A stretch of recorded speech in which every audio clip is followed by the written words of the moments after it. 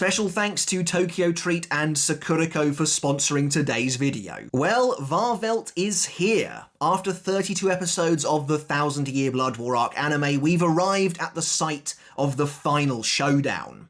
After Urahara successfully steals the Soul King's power and reshapes the royal palace to act as the foundation of the new world he plans to create, the remaining vestiges of the Gotei 13 and their surviving allies come together in a last-ditch effort to invade the Quincy fortress and bring down its king and his archangels before it's too late. For what it's worth, I always enjoyed the Wahrwelt Arc, especially as a concept.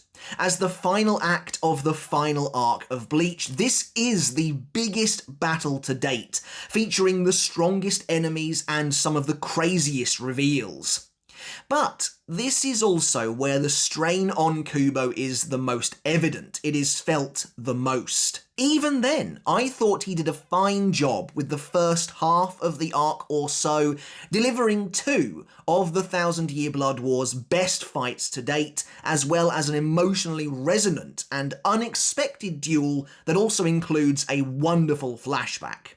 And on top of all this, I think he was fully aware of some of the most anticipated BANKAI and tried his best to tick them off of our wish list in fairly quick succession. It's only really towards the very end that you begin to notice that things are being rushed or skipped over, that things aren't quite slotting into place as they should, that certain fights or dynamics aren't as satisfying as they could be. The foundations of a fantastic final battle are all there. And now, thanks to the anime, there's a second chance to get it right from start to finish. While I have no idea how the anime plans to adapt this portion of the story, ranging from chapter 629 to the very end, chapter 686, I do know the arc pretty well, and I know what I personally would have liked to have seen done differently, as I'm sure you all do as well. With roughly 20 episodes still left to go, the anime has given itself a lot of space and time to play around with, and we've already seen that they're not afraid to make some seismic changes to the story. So, in this video, I've prepared a list of 10 changes I'd like to see made from the manga to the anime in this part of the arc, and I'm going to try my best to actually detail what I would do differently as well, rather than just offering up a change I'd like to see and then not providing any answers myself as to how I think it could be done. We're going to move through the arc in roughly chronological order, so as we go, make sure to let me know if you agree with the changes I'd like to see, and what I've missed too. What would you like to see from the Wahrwelt arc in the anime? Before we get started on the video, guys, obviously there will be major spoilers for the rest of the 1000-Year Blood War arc to follow as we cover essentially what's going to happen in those last 20 episodes or so. And when you're done with the video, if you enjoyed it and you want to see more from me, you want to stay up to date with the channel, then make sure to hit that subscribe button down below, as it really does help the channel and I really do appreciate the support so very much. So, first up, like I said a moment ago, there really isn't much wrong with the initial half of this arc at all. Both Mayuri and Nemu versus Pernida and Kyoraku and Nanao versus Lille are 2 of the arc's strongest fights, even with the controversial ending to Kyoraku's battle. Admittedly, I was hoping they might find a way to foreshadow the Shinken Hakyoken in the anime, but so far that doesn't seem to be happening. So instead, we need to look even earlier in the arc to Haschwalth versus Basby and the Friend Saga. This is a great little duel, a nice surprise that adds some much needed depth to the Quincy in general, thanks to the incredible flashback that accompanied it. And so to that end, I don't think there's anything wrong here at all. My first change on this list is one born out of just wanting a bit more. The Friend Saga takes us back 1,000 years into the past to a time before the original war was even waged in the Soul Society. This is a fascinating time period to me, and criminally, the flashback seemingly ends in the manga just as it's getting really good, with the formation of the Sternritter and their training and preparation for the invasion. If the anime extends this flashback, I want to see more familiar faces. Imagine if we got to see a young Kirige training recruits 1,000 years ago. Or perhaps we get to see Lil Barrow receiving the first ever shrift, if indeed shrifts were even being given out back then. It would be great to get a better idea of which Sternritter were actually around for that original battle and which were recruited later. The anime has so far done a fantastic job with flashbacks, surprising us numerous times. Whether it was actually showing the original Gotei 13 and their first fight to the initial meeting between Ichibei and Yhwach. Now it's time for another one, and I'd love for it to be dedicated to the Sternritter. This next one is a little tricky in terms of where to place it here on the list. Like I said, we are moving chronologically, but a new fight for the Espada could reasonably happen anywhere. Both Grimjo and Nell travel to Wahrwelt with Ichigo, but Nell does absolutely nothing on screen, while Grimjo fares a little better, but himself is barely involved. At the very least, he does get to deliver the final blow to Askin, but I think I speak for everyone when I say we'd like to see the Arrancar actually fighting. So, as I predicted in my episode 32 review, I think that Grimjo could have a new fight with Askin as early as, well, tomorrow at the time of recording. The Espada gives chase to Askin in chapters 630 and 635, but if episode 33 were to combine all of that and turn it into an actual battle, maybe even involving Ichigo too, that would be fantastic. Imagine if this is where Ichigo gets turned into a rug. You could actually get away with it a little better in that regard, I think. Imagine if he and Grimjo are trying to fight together, or more likely Ichigo is trying to fight alongside Grimjo while Grimjo is trying to basically hog the battle for himself. Grimjo accidentally gets in Ichigo's way, the two of them mess up, that leads to Ichigo being struck by Askin's power.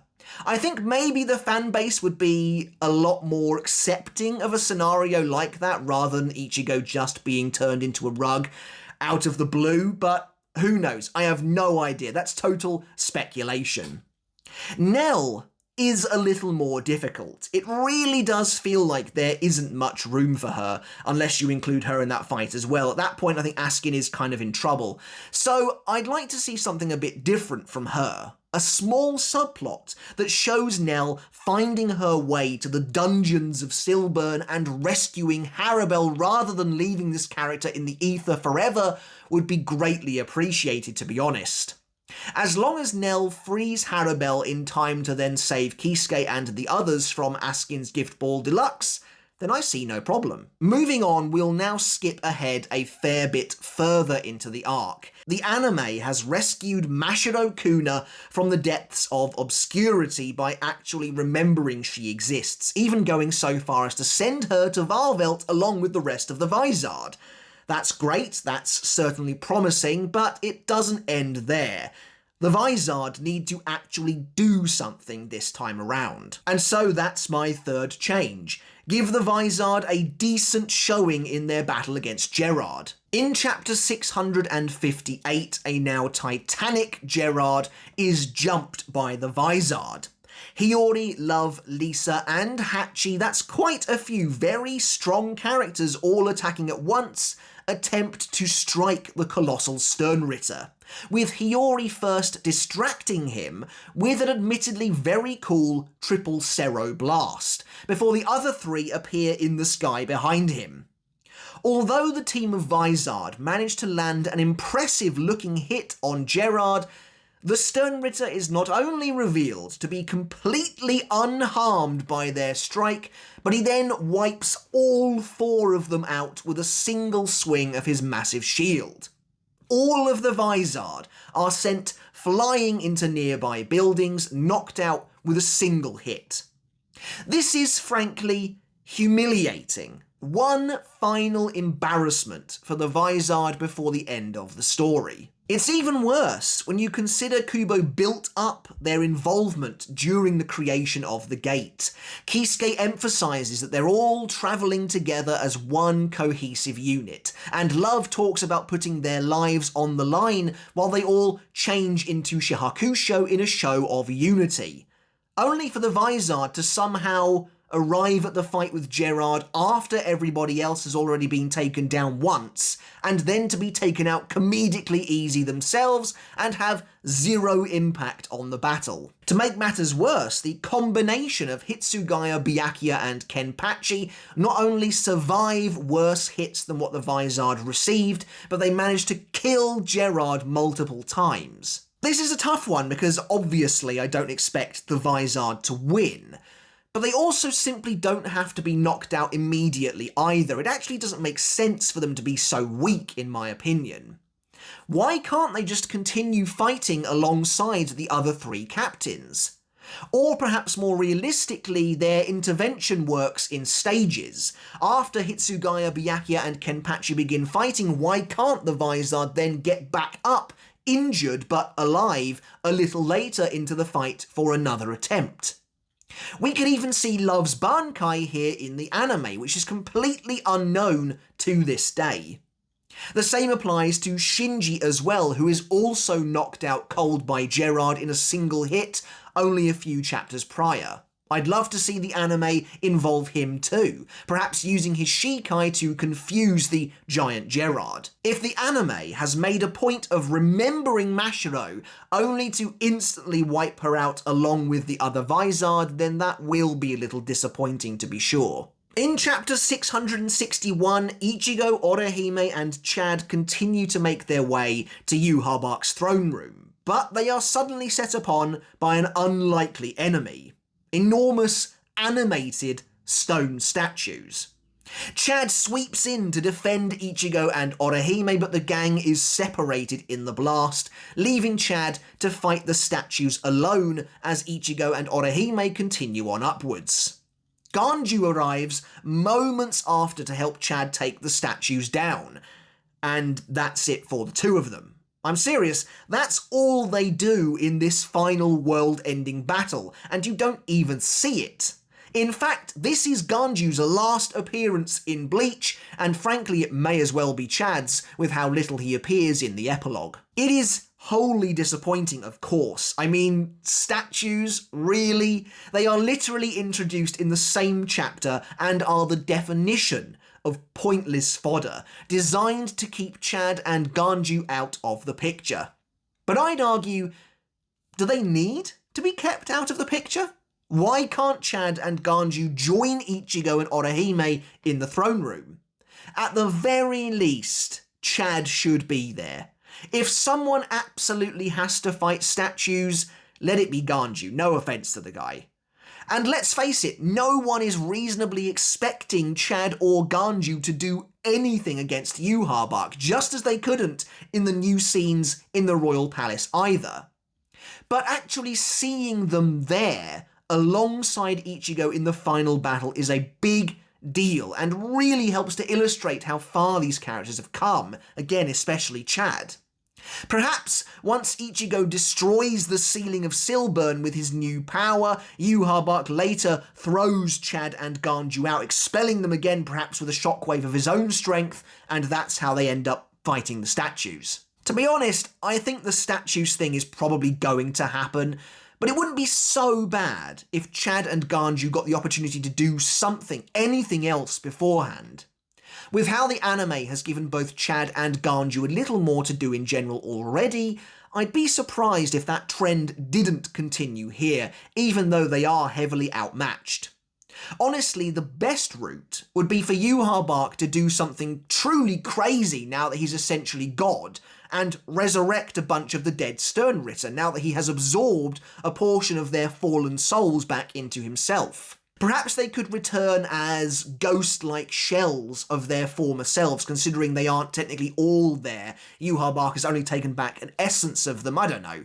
You just need something for Chad and Ganju to fight that isn't a statue. Anyway, before we continue with the rest of the changes that I want to see in the anime's version of the Wahrwelt Arc, first, a word from today's sponsor. Look, winter is definitely on the way. The nights are growing darker and it is definitely getting colder, at least here in the UK anyway, but Tokyo Treat and Sakurako are here to help brighten things up with their newest boxes for November. So we're going to take a look at what's in store. And if I do say so myself, that is a very nice box from Sakurako this month. First up, Tokyo Treat is a fun and exclusive Japanese snack box filled with a variety of full-size items designed to help you experience the month's theme from your own home. This month, Tokyo Treat is celebrating one of Japan's most eclectic cities with Osaka Snackathon and includes an exciting assortment of diverse treats like Kit Kat Mont Blanc, takoyaki soy peanuts, and more. Here we go. I'm going to give these a whirl because I love anything cola flavoured, so let's give them a try, see what they're all about.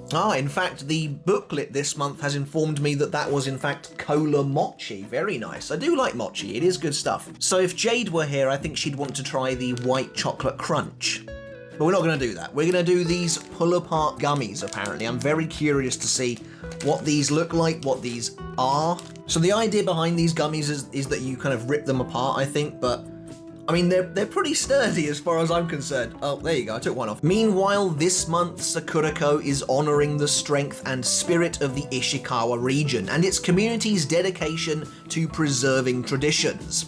As part of a collaboration with Ishikawa Prefecture, Sakurako presents a mindfully curated collection of Ishikawa's locally crafted artisan snacks, including yuzu senbei, hojicha kinako mochi, Earl Grey and gorojima cakes, and more, all of which pair well with this month's included Ishikawa Boucher roasted tea. Plus, each month of Sakurako includes a piece of Japanese tableware. First up on the agenda then is the Cocoa and Plain Ruby Roman Wafer. There you go, look at that, top marks for presentation. That is a very satisfying looking pattern on that wafer, which is now about to be devoured. I have to say, this Matsunami rice candy looks fascinating to me. It's like a packaged up gemstone, ready for you to eat. Right, here we have the chocolate pie. It's coated in a nice glistening layer of sugar right there. And of course, as you know by now, each box comes complete with a detailed booklet that tells you everything you need to know, from all important allergen information to the history behind the month's chosen theme. However, one of my favourite things about the booklets that I don't think I've ever brought up before is that while of course they show you images of the food items that you receive each and every month, they also show you the outer packaging as well, so that you don't have to rummage for too long inside the box before you actually find the one you're after. I think that's a nice little additional detail. But that's it for November's boxes. As always, I want to say a big thank you to Tokyo Treat and Sakurako for supporting the channel by sponsoring today's video. As always, if you want to treat yourself or someone you know to one of these boxes, then make sure to follow the links down in the description or the pinned comment and use my code TOMO for $5 off your purchase. Thanks everyone, and enjoy. Okay, and on to the next change. Skipping ahead now to the very next chapter, we have need of another flashback. This time featuring the earliest days of Kisuke and Yoruichi and their time together in the Shihoin mansion. I am all but certain this flashback was originally supposed to appear in the manga. Kubo mentioned before that it was something he wanted to show and he had it all written out, but sadly it never came to be, even though Kisuke and Yoruichi battle Askin side by side from chapter 662 onwards. This flashback's absence is all the more pronounced when you realise that the two major Schutzstaffel fights preceding this one, Mayuri vs Pernida and Kyoraku vs Leal, both featured huge, in-depth flashbacks for the characters involved, and then all of a sudden we don't get anything of the sort for any of the remaining fights. It really is around this point that the Wahrwelt Arc feels as though it sort of goes off the rails in a pretty big way. The final two Schutzstaffel fights don't have quite the same level of intricate care lavished upon them that the first two do, and you can feel it. The anime has a great opportunity to rectify that and bring all the fights up to a similar level of quality. Honestly, it's one of the reasons I'm so glad we have the anime. I never got the impression that Kubo stopped caring or stopped trying. That same level of care and dedication can be found right here at the end of the Wahrwelt Arc. Only his sickness was catching up to him and the countdown to the end was well and truly on. So for him to get to relive, essentially, this experience and bring the 1000-Year Blood War arc to life in the way he always envisioned it here in the anime really is something to be thankful for. Kisuke and Yoruichi's past is something that has been hinted at a few times now, especially with Kubo recently talking about how Aizen knew of Kisuke even before the latter's relationship with Yoruichi began, and we also know that Tessai, by the way, where is he, mysteriously spent some time in the Shihoin mansion as well. This would be the perfect time to highlight Kisuke and Yoruichi and really show what makes these two characters and their friendship special. Where does their bond truly come from? And well, speaking of their bond, the next change I want to see comes in the form of Askin's fight itself. For the most part, I think this battle is excellent, but there are a couple of things I'd like to see altered here in the anime. For starters, while I don't mind Yoruichi's Kokubyo Senbi form as an idea and as the final evolution of her Shunko powers, I do wish that one of two things were different about it. Either she agrees to the transformation herself rather than Kisuke just forcing it upon her, or she retains her mind while in her new form. To be honest, I'm not sure either of these things are actually going to happen, but there's no denying that it all feels like a step too far, even for Kisuke. For Yoruichi's whole character to be reduced to a mindless beast in her very final appearance, a decision that she didn't even make, was always disappointing, especially for a character who has always embodied strength right the way back from as early as the Soul Society arc. And then there's the actual showdown between Kisuke and Askin from chapter 663 onwards. It's just too short. And I know, I'm biased. Both Kisuke and Askin are two of my favourite characters in the series, but I think it is widely agreed upon that this is one of the best pairings in the arc, and had the potential to be an incredible showdown. We even get to see Kisuke's long-awaited BANKAI here, one of my absolute favourite BANKAI, and a BANKAI that I truly adore. But even that felt rushed. The BANKAI comes out of nowhere onto the page, and with none of the usual accompanying fanfare. It's pretty obvious. Just look at the build-up to the last new BANKAI we got, Kyoraku's, in comparison. It is slow, it is methodical, it's atmospheric, and it's given plenty of room to breathe. Hell, the change in scenery and feel alone takes up multiple pages, nicely building to the BANKAI's eventual actual reveal. It is really awesome stuff. And here in the anime, we now have a chance to really do Kisuke's fantastic BANKAI justice in the same way. I'd love a sequence where Kanon Miraki Benehime Aratame is slowly assembled behind Kisuke in a truly creepy fashion, for example, the individual wooden limbs and pieces lifted up by strings as though attached to a puppet master. Here's another thought. Why not involve Grimjo a bit earlier? Extend the fight. Let us actually see Grimjo using his resurrection. Eventually, Askin gets so caught up in what's going on that he realises in a split second that he hasn't seen Grimjo for some time. But by then it's too late. Unfortunately for Nell, someone does need to remain on the outside in order to not be affected by the poison so as to successfully rescue everyone else, but hey, maybe she will have rescued Harabel by then. That would be something, right? Up next we have a big one. I think this is a change that virtually everyone wants to see, and that's Isshin and Ryuken actually doing something. Isshin and Ryuken arrive in Wahrwelt via a Gate of the Sun at the end of chapter 674, and seem poised to assist in the fighting. Ryuken is even decked out in this incredibly slick new outfit and everything. Despite that, and despite how excited everyone was to see them, they don't really do anything at all. They only show up one more time in chapter 682 so that Ryuken can deliver Uryu the still silver arrowhead, which will eventually be instrumental in defeating Yhwach. Admittedly, that in itself is pretty cool and fairly important. Plus, the anime has already been teasing Ryuken's involvement, going so far as to show the still silver itself already. But they absolutely could have been used better than that. I mean, Isshin literally just stands there and doesn't say a word. Instead, why not split them up? and get them involved in some of the ongoing fights at the time. Isshin could show up to help fight the ever-resurrecting Gerard, reuniting with his former third seat Hitsugaya, and maybe even getting the chance to reveal his as-of-yet unseen BANKAI before he takes too much damage. Or, if you want to go the much more personal route, have Isshin arrive to help Ichigo and Orihime as they continue to battle Yhwach. It wasn't just Ichigo's mother that Yhwach killed after all, but Isshin's wife too. As for Ryuken, well, I've always felt like this moment here where Haschwalth prepares to stab a fallen Uryu was tailor-made for an interruption by somebody. Imagine if Ryuken arrives here and helps inspire Uryu to get back on his feet, all the while battling Haschwalth himself. Maybe Ryuken even has a Vollständisch, allowing father and son to fight side by side.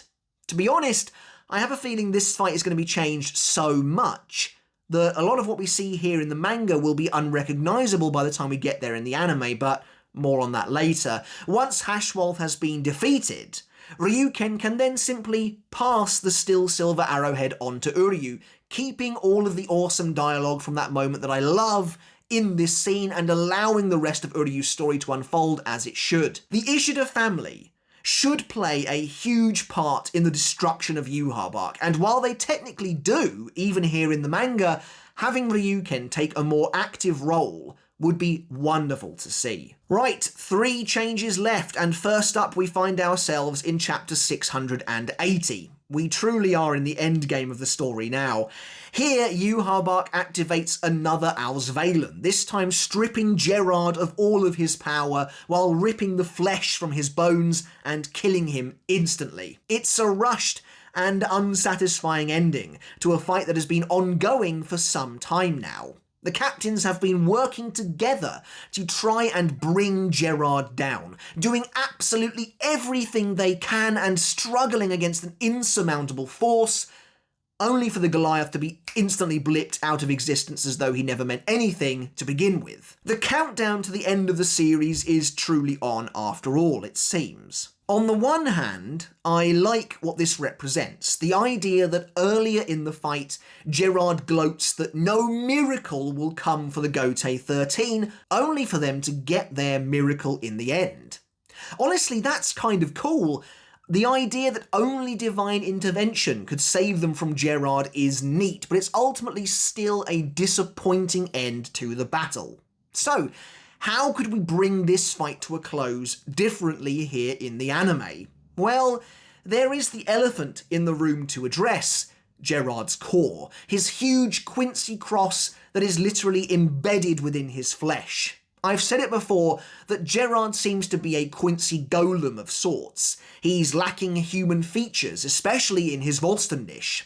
He has weird, almost artificial eyes, no fingernails and plasticky hair, so it seems to be like he's some kind of reanimated creation brought to life and granted eternal life by his Quincy Cross core, which is likely the true vessel of the heart of the Soul King. While the cross core does make an appearance in the manga, lifting the 2 split halves of Gerard's body back together after he is cut right down the middle by Kenpachi, it is never brought up again. Kubo would later reveal that yes, destroying the core would put Gerard down for good, but doing so is nearly impossible, even for the likes of Kenpachi's BANKAI. So, while I don't necessarily expect the captains to finish Gerard off themselves, what I would like to see is them just being more instrumental in his ultimate death. I would like for them to actually notice and acknowledge the core as a potential weak point, and to then spend time trying to break it. Perhaps Hitsugaya and Byakuya shattering Gerard's body exposes the core, which then makes it easier for Yhwach to steal Gerard's life force. This is a tough one, as it potentially requires a fundamental rewrite of the entire second half of the fight, but it's definitely doable. And well, speaking of rewriting entire fights, there's Uryu versus Haschwalth, without a doubt the worst fight of the Wahrwelt Arc.